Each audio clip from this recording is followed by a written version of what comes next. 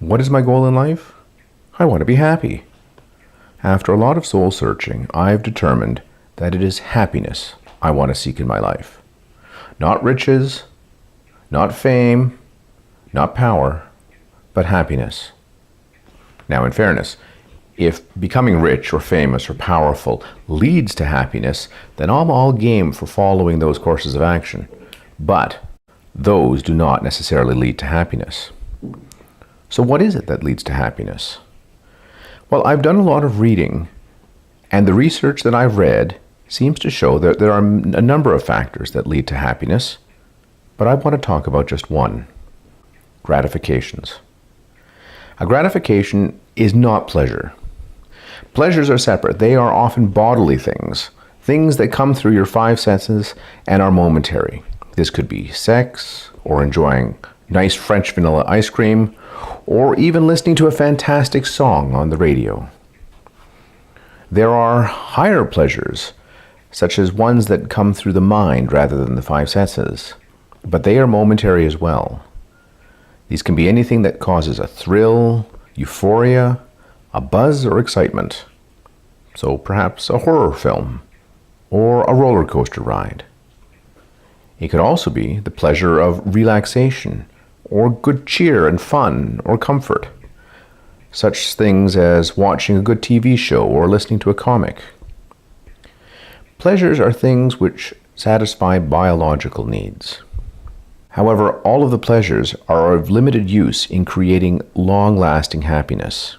The pleasures usually have a definite end. When the movie is over, the fun stops. And once the positive stimulus of the pleasure is finished, there is little to support an ongoing positive emotion. Humans often get habituated to pleasures.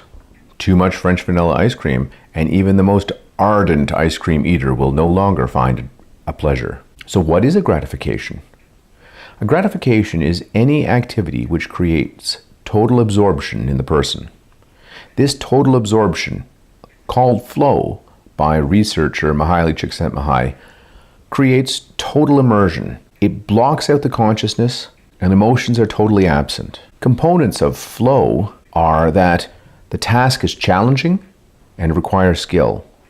It is something that we concentrate on. There are a clear set of goals. We get immediate feedback. We have deep, effortless involvement. There's a sense of control, and our sense of self vanishes. And in fact, time feels like it stops.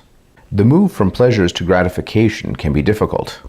But as Martin Seligman says in his book Authentic Happiness, one of the antidotes to depression is to strive for more gratifications and less pleasure. One of the defining features of a gratification is that it requires skill and effort and offers the possibility of failure.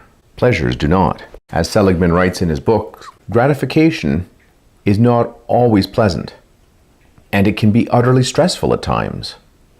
A mountain climber may be close to freezing, utterly exhausted, in danger of falling into a bottomless crevasse, yet he wouldn't want to be anywhere else. Sipping a cocktail under a palm tree at the edge of a turquoise ocean is nice, but it just doesn't compare to the exhilaration he feels on that freezing ridge. One of Seligman's teachers, Julian Jaynes, kept an exotic Amazonian lizard as a pet in his laboratory. As Seligman writes, in the first few weeks after getting the lizard, Julian could not get it to eat. He tried everything, but it was starving right before his eyes. He offered it lettuce, then a mango, and then ground pork from the supermarket. He swatted flies and offered it to the lizard. He tried live insects and Chinese takeout. He blended fruit juices. The lizard refused everything and was slipping into a torpor. One day, Julian brought it a ham sandwich and proffered it. Again, the lizard offered no interest. Going about his daily routine, Julian picked up the New York Times and began to read. When he finished the first section, he tossed it down on top of the ham sandwich. The lizard took one look at this configuration, crept stealthily across the floor, leapt onto the newspaper, shredded it, and then gobbled up the ham sandwich. The lizard needed to stalk and shred before it could eat. Lizards have evolved to stalk and pounce and shred before they eat. Hunting, it seems, is a lizardly virtue.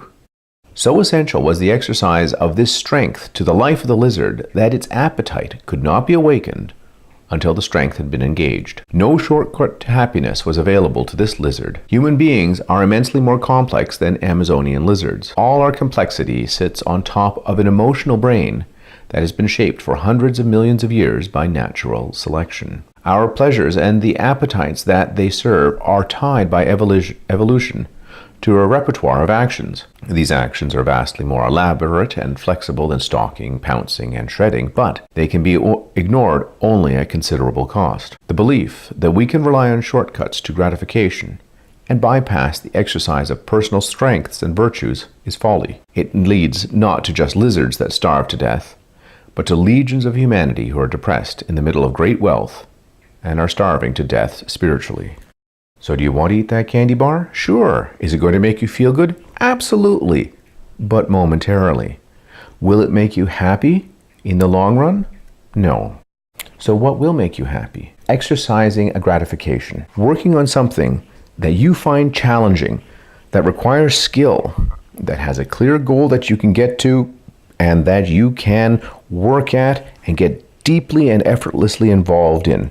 Something that gives you a sense of control, and something that effectively makes time stop for you. Perhaps that is rock climbing. Perhaps it is knitting. Whatever it is that puts you into a sense of flow will ultimately increase your gratification and will drive you into a better sense of happiness.